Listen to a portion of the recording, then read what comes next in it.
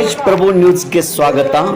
ಬ್ರಿಟಿಷರ ವಿರುದ್ಧ ಹೋರಾಡಿದ ಪ್ರಥಮ ಭಾರತದ ಮಹಿಳೆ ಹಾಗೂ ಗಂಡು ಮೆಟ್ಟಿನ ನಾಡಿನ ವೀರ ಮಹಿಳೆ ಕಿತ್ತೂರು ಚೆನ್ನಮ್ಮ ಇಂದು ಜಮಖಂಡಿ ತಾಲೂಕಿನ ಜಮಗಿಕೇಡಿ ಗ್ರಾಮದ ಶ್ರೀ ಕರಿಯಮ್ಮದೇವಿ ಜಾತ್ರಾ ಮಹೋತ್ಸವ ಹಾಗೂ ಶ್ರೀ ವೀರರಾಣಿ ಕಿತ್ತೂರು ಚೆನ್ನಮ್ಮ ಮೂರ್ತಿ ಪ್ರತಿಷ್ಠಾಪನೆ ಹಾಗೂ ಪ್ರಪ್ರಥಮ ಬಾರಿಗೆ ಜರುಗುವ ದೇವಿಯ ರಥೋತ್ಸವ ಕಾರ್ಯಕ್ರಮದಲ್ಲಿ ಮಾನ್ಯ ಜಮಖಂಡಿ ಜನಪ್ರಿಯ ಮಾಜಿ ಶಾಸಕರಾದ ಸನ್ಮಾನ್ಯ ಶ್ರೀ ಆನಂದ್ ಸಿದ್ದು ನ್ಯಾಮಗೌಡ್ ರವರು ಭಾಗಿಯಾಗಿ ದೇವಿಯ ಆಶೀರ್ವಾದ ಪಡೆದರು.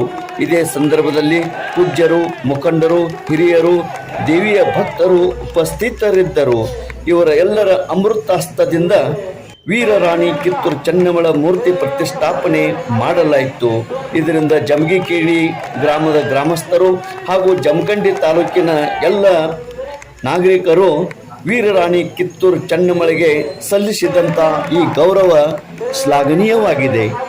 ತೇಜ್ ಪ್ರಭು ನ್ಯೂಸ್, ಜಮಗಿಕೇಡಿ.